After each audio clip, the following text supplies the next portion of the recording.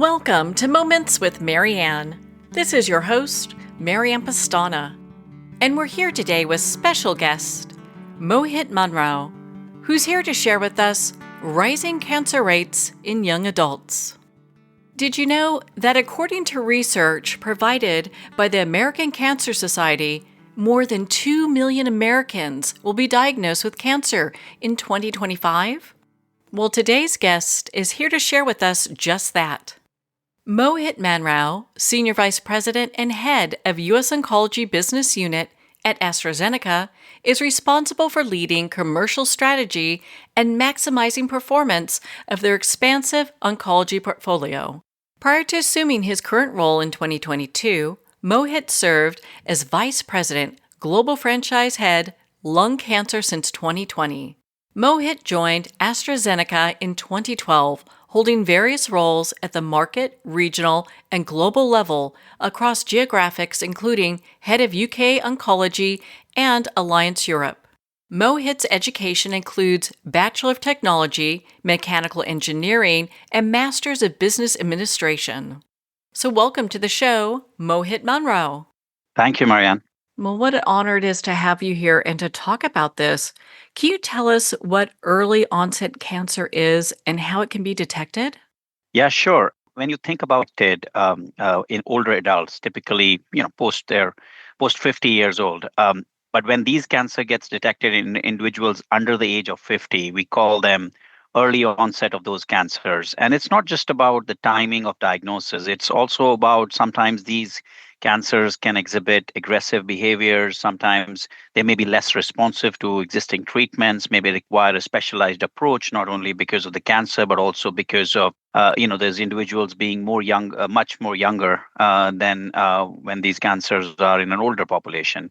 And this year itself, as per American Cancer Society, we'll have around 2 million Americans diagnosed with cancer. That's about 5,600 people across different age groups. But if you think about age groups under 50, within that age group, women under 50 are nearly twice as likely to be diagnosed with cancer as under men. So again, because of that also, there will be different needs of those patients under 50, but also women versus men. So there are many things to unfold from that perspective as it relates to early onset of cancer. Well, it's definitely something we need to pay attention to. Which cancers are you seeing in younger people? Yeah, very recently, National Institute of Health published a report through their study, which saw an incidence of 14 different cancer types among people under 50 were on a rise. Leading amongst them were breast as well as colorectal. And again, many of these cancers that are on an increasing rate are screenable, actually. And but on the other side, you see a challenge that about only 2/3 of the country are not up to speed with their cancer screening. So 65% of the Americans don't know which cancer screenings exist or are up to speed with that. So while there's cancers that are increasing, some of them are screenable. On the other side, we have our general population, which is not aware of those. So there's an opportunity for us to do better on that front. In the research from the American Cancer Society, was there any indication in regards to lifestyle or environmental factors that play a role in this onset? A great question, Marianne. So there's been constantly research ongoing, and we need to do more on this front. Is to understand the drivers of cancer from that perspective. There are lifestyle choices that could lead. We have seen in the past, smoking could be and risk to or exposure to asbestos could be leading to certain cancers. There are also environmental factors, pollution, etc. There's also genetic build. So there's multiple things. While research continues on that end, on the other side, we know that there are certain cancers which are screenable. So while we learn more about why it happens and get into the preventive space, at the same time, we can be in the space where we get ahead of it by screening those and really ensuring that we are able to, detect it earlier. Are there any breakthrough treatments that are looking especially promising right now? Yes, there are many. So, if you think about the medical community, there's constant research ongoing where we are really trying to find out new treatment options.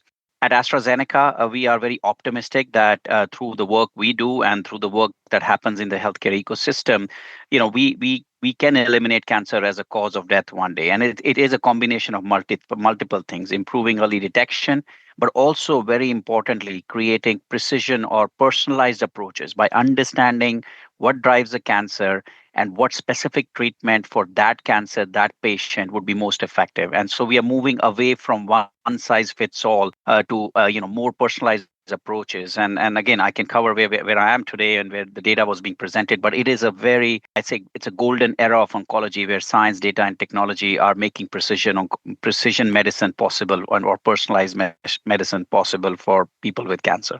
Well, that is very encouraging to hear that. So, how is the medical community responding to this news about cancer rates? Yeah, I mean, it takes a village from that perspective to tackle this disease, and the medical community, as I said earlier, was is really focused on what we can today from what we can do today from what we know. For example, drive early detection, but also develop precision medicine tailored approach. And actually, I am right now in Chicago, where world's largest gathering of oncologists, researchers, and healthcare professionals are there discussing what's the latest advancements, what are we doing from that perspective, and what could be transformative for patients. And many studies have read out here, amongst many, though some of those are ours. But that's something which the medical community is focused on in ensuring that we are able to move the needle as it relates to patients. So, what's some of the exciting information from the conference this year? Yeah, so this conference is called the American Society of Clinical Oncologists. So this is parallel to the Super Bowl, so Super Bowl of cancer research, where this year, for a seventh year in a row, AstraZeneca is taking center stage, presenting transformative data that will help us get closer to eliminating cancer as a cause of death. And specifically in breast cancer and gastrointestinal cancers is where we have presented data. And let me maybe cover the breast cancer one, where we know that breast cancer is the second most common cancer worldwide.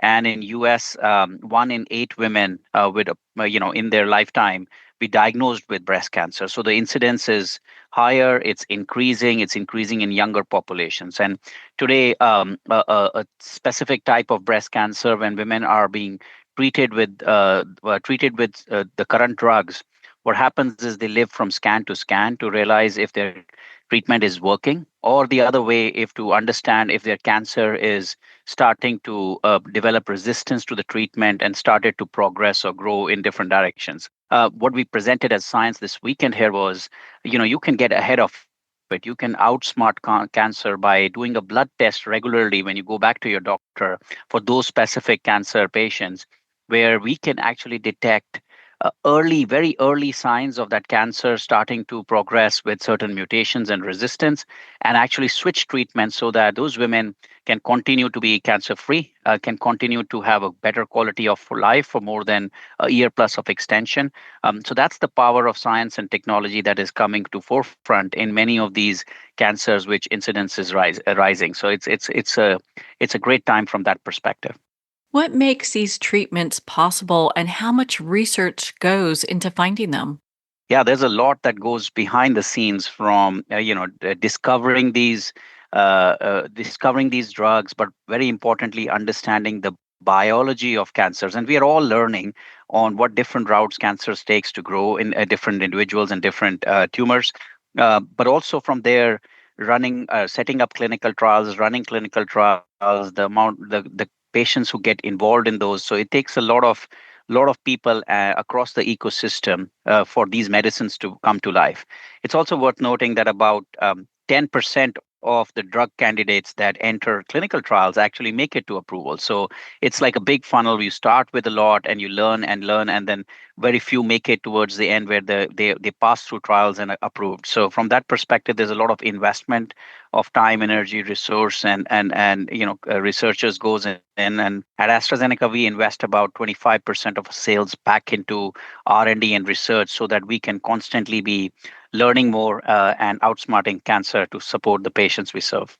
Oh, that's just so empowering. Where can our listeners go to learn more information? Yeah, first and foremost, if you have any concerns about your health, you need to seek advice from your healthcare professionals. At the same time, I would really encourage our audience to be active in understanding the risk factors of cancer, in understanding and staying up to date with what screening is available, and actually talking to your healthcare professional or a doctor about what individual. I always when I talk to people, I remind them that cancer is no longer what it used to be perceived as. Cancer today is screenable, it is detectable, it is treatable, and very, very importantly, it is survivable. So if we can get ahead of that in understanding our risk factors and talking to our healthcare professionals about screening options and get ahead of it, we can actually transform the disease and the burden it has on our society. Well, Mohit, thank you so much for taking the time to be on the show with us here today. It is my pleasure, Mariam. Thank you for having me. Well, thank you, Mohit Manrao. It's been such an honor to spend this time with you and to talk about the rising cancer rates in younger adults. Make sure to visit AstraZeneca for more information on the work they're doing. Well, we're at the end of our time today. I'd like to thank everyone for tuning in. You've been listening to Moments with Mary Ann, where we make every moment count.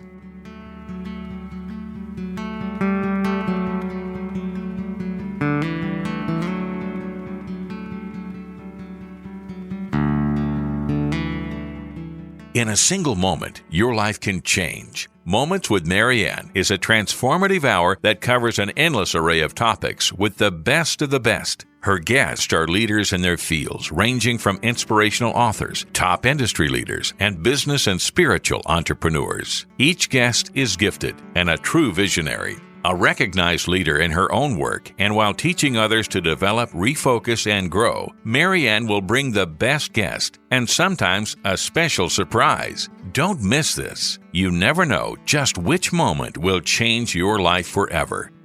Make sure to tune in and visit momentswithmaryann.com for more information.